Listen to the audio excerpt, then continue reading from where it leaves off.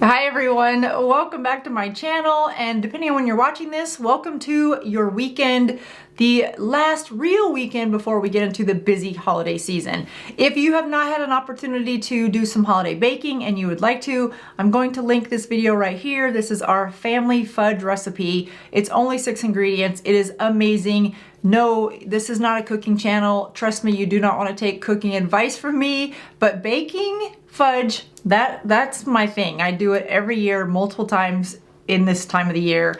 And yeah, family recipe, really good. I promise you will love it, and it's only 6 ingredients. So let's get into today's video. Today's video is about helping you look at your skin and assess if you ever have dryness, redness, or irritation, then your skin's barrier might be compromised. So in today's video, I'm going to take you through step by step how to understand what your skin barrier is, how to tell if it's damaged, and then what steps that you can take to repair your skin's barrier so that you have your healthy, glowing skin back. It's really not as hard as it sounds, but having a healthy skin barrier, that's really important. So if you want to learn more about it, then let's just dig in. And if you are baking, just put me on in the background, put me on your phone, and just go have some time baking and learning about your skin's barrier. You'll be happy that you did, especially in a month from now when your skin looks great.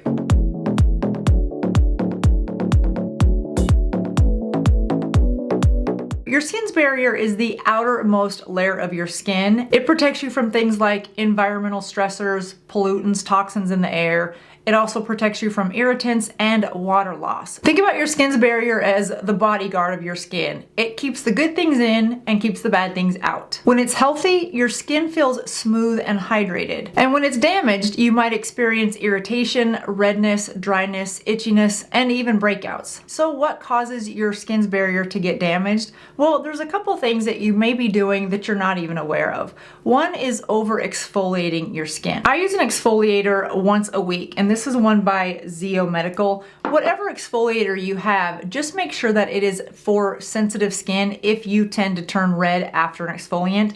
I like to use this exfoliant because, and I'm not pushing any products, I'm not even going to link products to this video because I don't want you guys to feel like you're missing out if you don't use these products. I just want to give you an example. A soft exfoliant scrub is just one that really lightly takes off your outermost dead skin cells. It doesn't remove healthy skin or scratch your skin.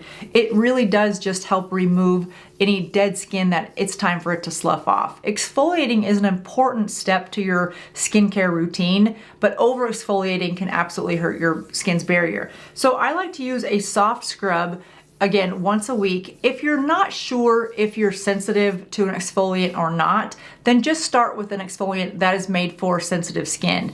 Some people like to use a toner, and that's also a way to exfoliate your skin. But I would say that if you're over 40, over 50, if you're using a toner every day and a scrubby type exfoliant, you might be over exfoliating your skin. You can pull back to just do one or the other. And again, work your way up to an exfoliant if you want to use it more often than once a week. There are great exfoliants at every price point. e.l.f. has a good exfoliant. Again, the purpose of an exfoliant is just to softly go around the surface of your skin and help slough off any of the dead skin cells that you have.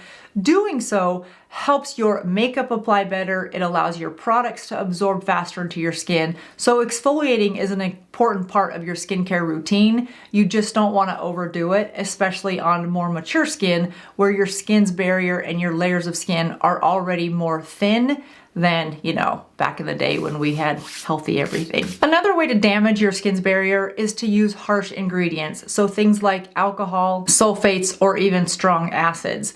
That's why I talk a lot about when you're using a setting spray, be sure that you're using a setting spray that is non-alcoholic, or I don't think they call it non-alcoholic, that's beverages, that has no alcohol in it. The new e.l.f. Power Grip one does not contain alcohol. Makeup Forever's setting spray does not contain alcohol. And if you use setting sprays a lot, you really don't want to be putting alcohol right on your face. Also, things like hairspray or dry shampoo, if those have alcohol in them, be real careful not to let that settle on your face. Same with any perfumes. If you spray your perfume around your neck, just know that that's alcohol that you're adding every day. to your neck area, which is also a really delicate part of your skin. Things like extreme weather, pollutants, and UV rays can also help damage your skin's barrier. So sunscreen is really, really important. And believe it or not, there are lifestyle factors that also help damage your skin's barrier. Things like stress, not drinking enough water, not getting enough sleep, and not eating the right foods. Next, let's talk about how you can tell if your skin's barrier has been damaged. Here's a few signs to look for. If you have redness or irritation, if you have increased sensitivity to your skin, flakiness or dryness, breakouts or rough texture, or skin that feels tight or has a slight burn to it when you're applying products. Now, if you're applying a product that is supposed to give you a little bit of a tingle, that would be different.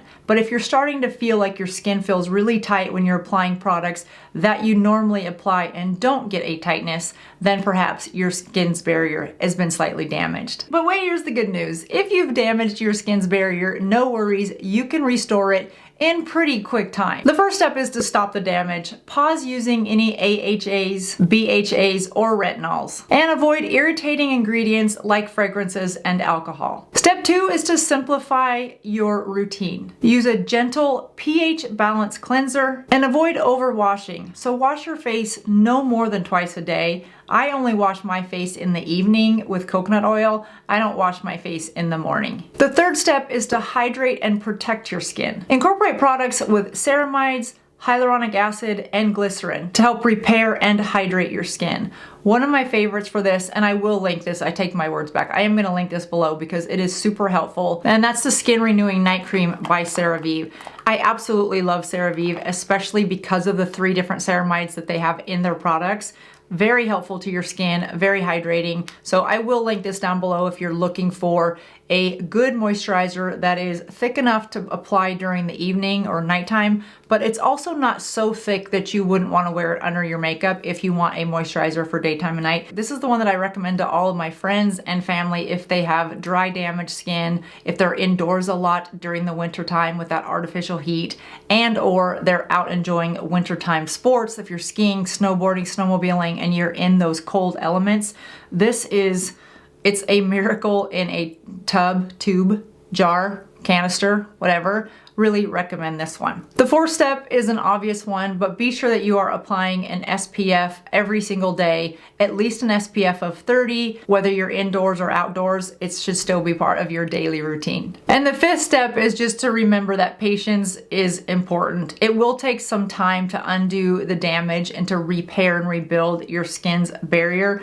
but it can happen. Stay consistent with the removal of the products that are causing the damage and the application of the products that are helping to repair it. And you'll start to see your skin become healthy and glowing again. Restoring your skin's barrier isn't about quick fixes. It's about building long-term healthy habits. So take it slow, be kind to your skin, and trust the process. And I'd love to know in the comments what your go-to products are to help maintain the health of your skin's barrier. And if you've used certain products to help restore your skin's barrier, please share that with us in the comments as well. It's never too late to get on a healthy skincare journey, and the best part, it doesn't cost a fortune. Start by picking up a couple products that you know will work and stop using certain products that might be causing the damage, and you are well on your way to happy, healthy skin. That does it for me today, you guys, but no worries, you can binge watch playlists on my channel. You can go back and watch Friday face-offs from the last few years. If you're interested in just skincare, there's a playlist for that, or if you want more makeup tutorials and product reviews, there's playlists for that as well. Just click on my name underneath this video, it'll take you to my channel, and you'll see playlists right across the top where there's over 500 videos for you to choose from. Enjoy your weekend, and I will see you in just a couple days. Thanks for watching. Bye-bye.